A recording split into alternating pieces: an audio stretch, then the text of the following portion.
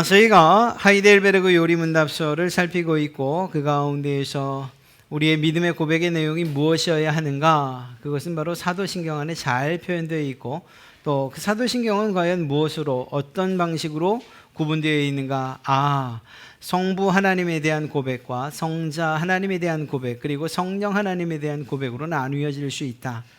그래서 저희가 이미 성부 하나님에 대한 이야기를, 그러한 고백의 내용을 살폈고, 성자 하나님에 대한 예수 그리스도, 우리 주 예수 그리스도를 살피는 가운데에 있습니다. 그 가운데에서도 예수님의 사역을 이야기할 때 두 가지로 이야기할 수 있다고 그랬는데, 그리스도의 비하, 낮아지심과 그리스도의 승귀, 높아지심. 그래서 지난주까지가 저희가 그리스도의 낮아지심에 관한 이야기, 태어나심부터 그분은 낮아지심이었다, 가장 비천한 그러한 몸으로 오셨다라는 것으로부터 시작해서 그분의 고난, 십자가에서의 형벌, 죽음, 그리고 장사 지냄받으심, 그리고 지옥의 고통을 경험하심, 이러한 그리스도의 낮아지심, 이 비하에 관한 부분을 지난주까지 살폈어요. 오늘부터는 그리스도의 높아지심에 관한 부분을 살필 터인데, 그 가운데에 부활에 관한 그 부분을 이야기하려고 합니다.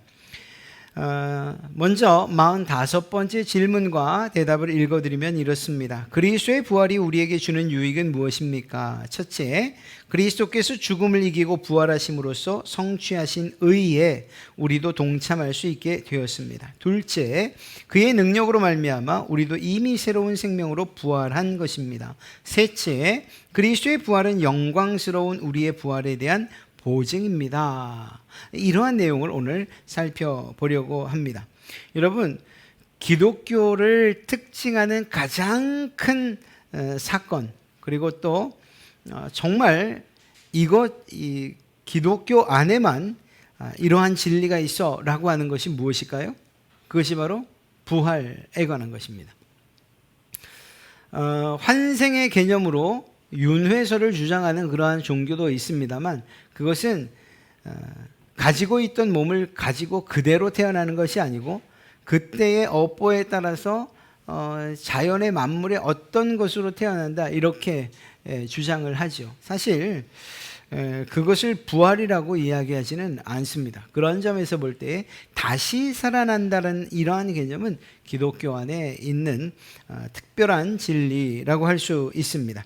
그러면 그것이 의식적으로 또 어떤 관념적으로 혹은 가르침 안에만 이 부활이라고 하는 것이 있는가, 한 번도 경험해 보지 못한 그 일, 나중에 돼서야 경험할 일인가? 사실 그렇지 않죠. 성경을 읽다 보면 이미 죽었다가 다시 살아났던 사람들에 관한 이야기들이 꽤 많이 기록되어 있는 것을 볼 수가 있습니다. 엘리야도 선지생도의 아들을 살려냈죠. 예수님께서도 3명의 사람을 살려내셨어요.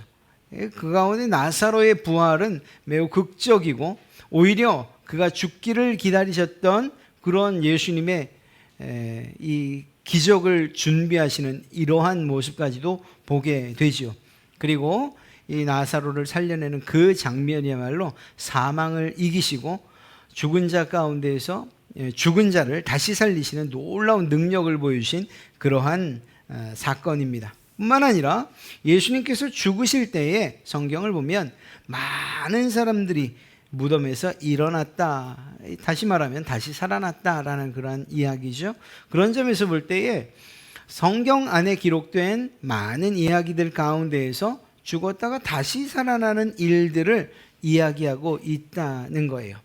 그러니까 이제 우리가 이야기하게 되는 그리스도의 부활에 대해서 이미 다시 살아나는 일들도 있었고, 무엇보다 예수님께서 다시 살아나시는 사건을 통해서 우리의 부활이 관념적이거나 가르침 안에만 있는 것이 아니라 실제다라고 하는 사실을 우리는 알게 되고 또 그것을 믿습니다. 그것이 우리의 고백의 내용이어야 한다는 것이죠. 그런데 이렇게 구약시대부터 시작해서 기적적으로 다시 부활했던 사람들이 지금까지 살고 있느냐? 그건 아니죠. 다시 살아났지만 그들의 연한 이 수명이 다 되고 또 하나님이 부르시는 그날 다시 죽어요. 이게 다시 모두 다시 죽었다라는 것입니다. 나사로도 죽었고 야이로의 딸도 결국 다시 죽었습니다. 이 사실이 우리에게 사실은 살아났지만 다시 죽었다는 이 사실은 우리에게 좀 절망적이에요. 어쩔 수 없구나. 사람은 결국은 죽는구나. 어떤 과정을 통해서 기적적으로 다시 살아났다 하더라도 결국은 또 죽는구나. 이렇게 절망을 안겨주기도 합니다.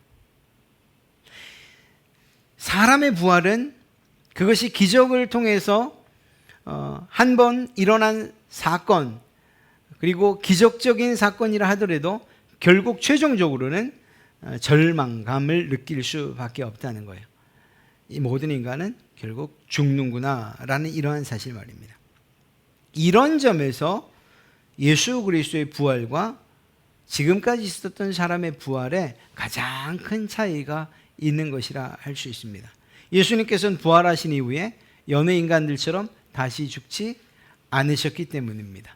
그래서 사람의 부활과 다시 죽는 것을 통해서 우리는 낙심하고 절망하고 우리의 한계와 절망감에 빠질 수 있지만, 그러나 그리스도를 믿는 성도들에게는 그 절망을 충분히 이기고 기쁨과 희망의 노래를 부를 수 있는 사건이 있었으니 그것이 무엇이냐?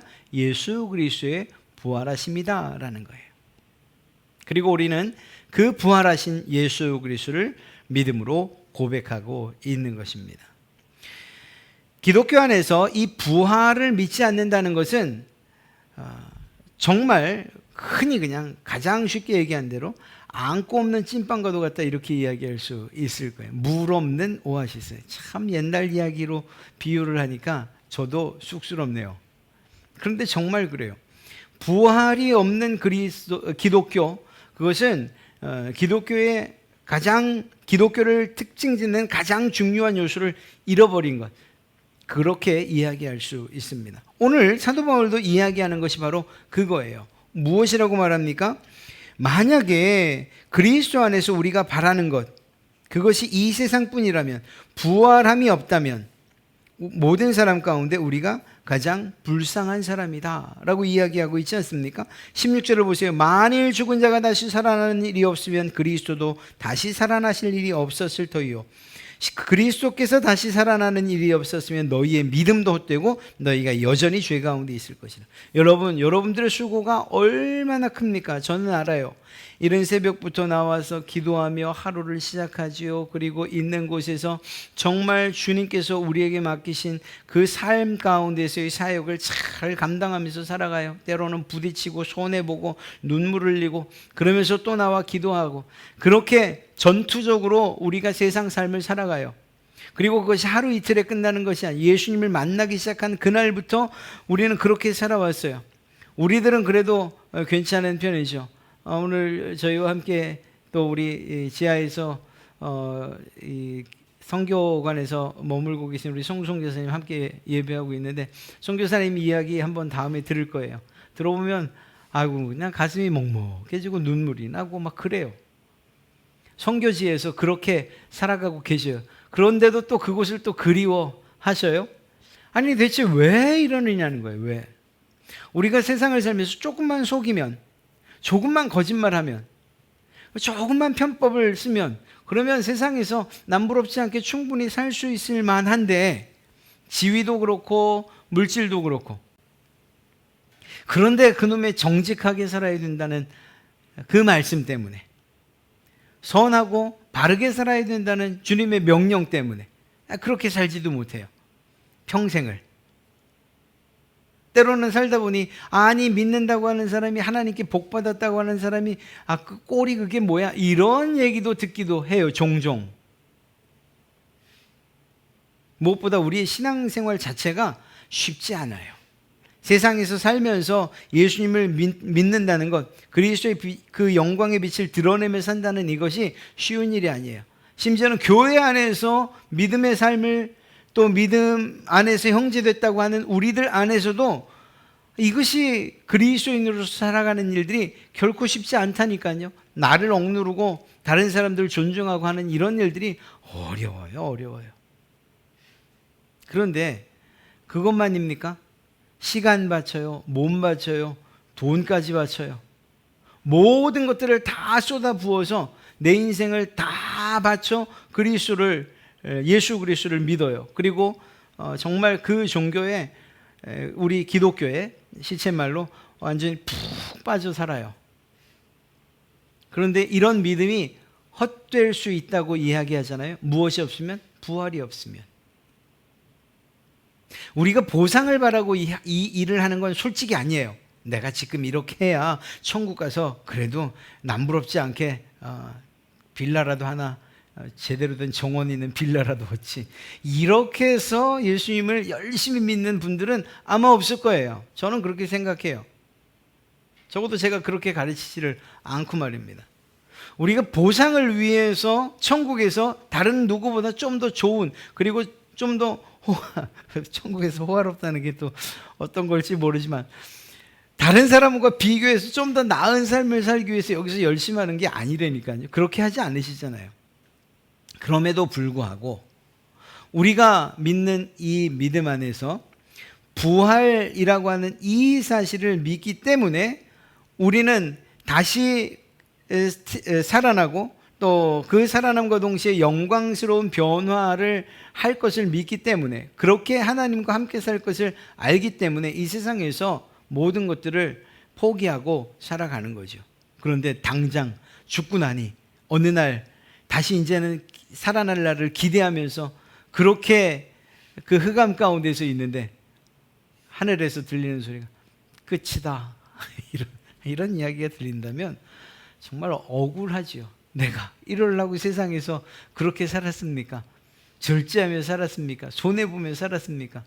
이럴 줄 알았으면 그렇게 하지 않겠어요? 여러분 걱정하지 마세요. 제가 그렇게 말씀드렸을 뿐이죠. 결코 그런 일이 없습니다.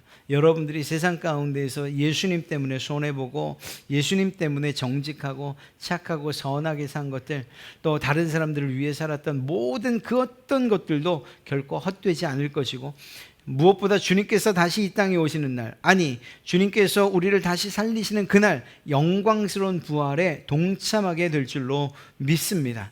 그것이 우리에게 진정한 소망이기 때문에, 그리고 그 부활이라는 것이 확실히 있다는 것을 믿기 때문에 우리는 신앙생활에 담대함을 갖게 되는 줄로 믿습니다. 그리스도를 믿는 이 기독교 안에서 부활은 가장 중요한 소망이에요. 그리고 가장 중요한 진리여야 하고, 그리고 우리가 믿는 그 가장 중요한 핵심이라고 이야기도 결코 틀리지 않을 것입니다. 부활의 소망을 가지고 살아가는 그리스도인들 아무도 못 말려요. 아무도 못 말려.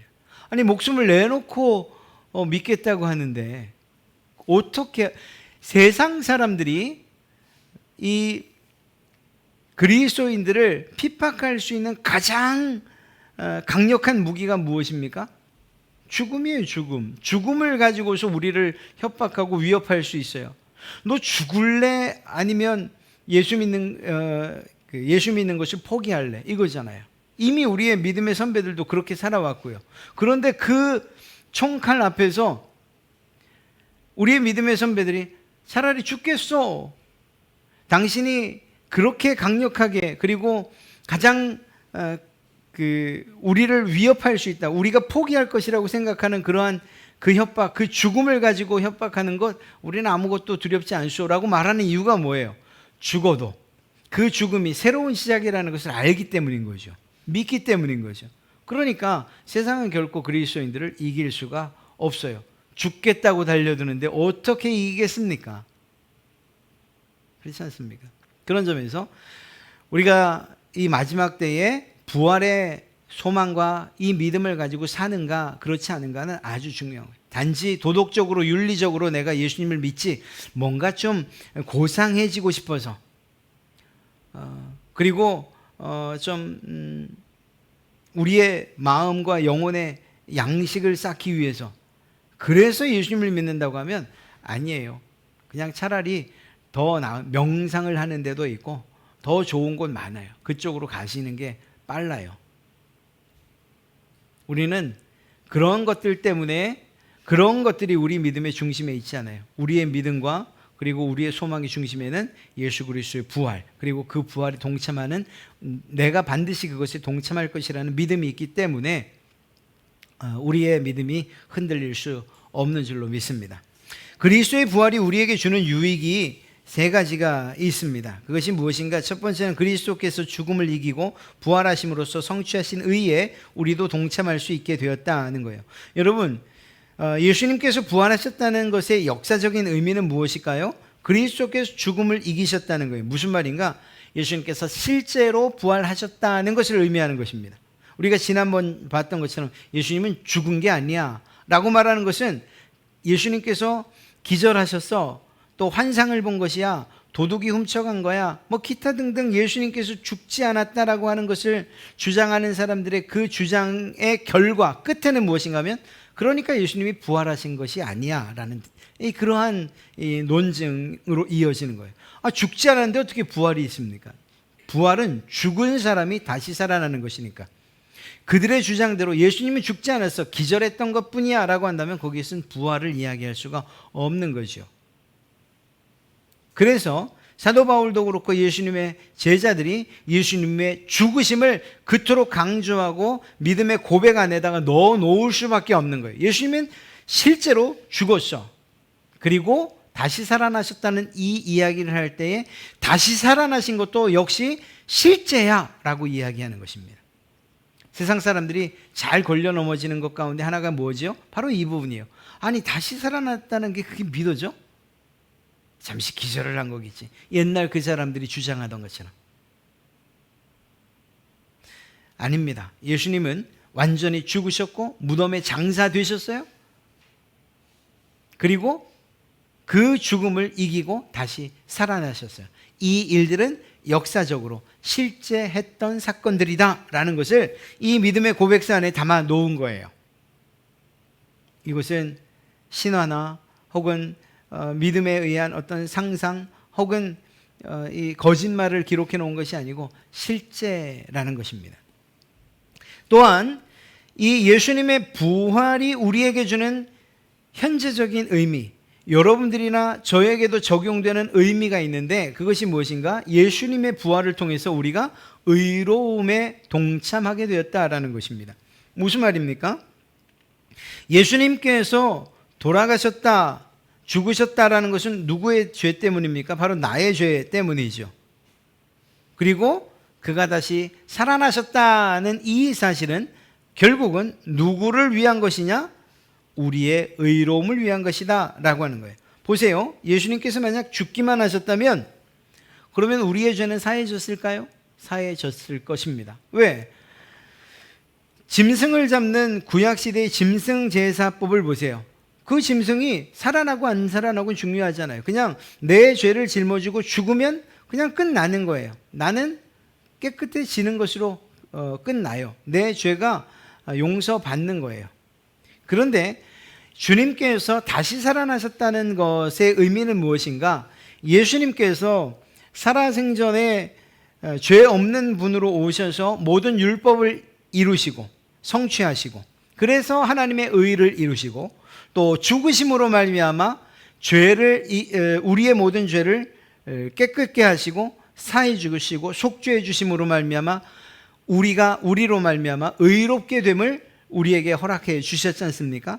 의로움을 힘입었지 않습니까? 그것을 완성시켜 주시기 위해서 예수님의 부활이 있었다라는 것입니다. 그런 점에서 예수님의 부활하심은 우리의 의를 위한 것이다. 이렇게, 그래서 죽음을 통해서 획득하신 그 의를 부활을 통해서 우리와 함께 나누신다라는 거예요. 주님께서 부활하셔서 당신의 의에 우리를 참여시키셨다는 것이죠. 이제 우리는 죄와 사망의 권세로부터 완전히 해방될 수 있습니다. 그리고 그 누구도 우리를 정죄할 수 없습니다. 이유는 우리가 죽으시고 부활하신 예수 그리스도의 의로움을 힘입었기 때문이에요. 로마서 8장이 이것을 정말 잘 나타내 주고 있죠. 우리를 결코 정죄할 것이 없습니다. 우리 스스로도 우리 안에 있는 그러한 고소인으로, 사단의 그러한 속상임으로부터도 우리는 자유로울 수 있습니다. 왜? 우리는 이미 그리스도의 죽으심과 부활하심으로 말미암아 그분의 의를 힘입은 사람들이 되었기 때문입니다. 바로 이것이 부활의, 예수 그리스도의 부활을 믿는 자들에게 주시는 유익의 첫 번째예요. 두 번째는요, 그의 능력으로 말미암아 우리도 이미 새로운 생명으로 부활한 것이다 라는 거예요. 여러분, 부활은 언제 있었던 사건입니까? 적어도 2000여 년 전에 있었던 사건이죠. 그러니까 그것은 과거에 일어난 일이에요. 여러분, 부활은 언제 이루어질 일입니까? 앞으로 이루어질 일이에요. 그렇죠? 주님께서 다시 오시는 그날. 그러니까 현재적인 의미를 찾기가 참 쉽지 않다는 거예요. 예수님의 부활, 그리고 우리가 맞이할 부활을 생각하면 예수님의 부활은 과거에, 우리의 부활은 미래에. 그런데 이 부활만을 생각한다면 그렇지만 부활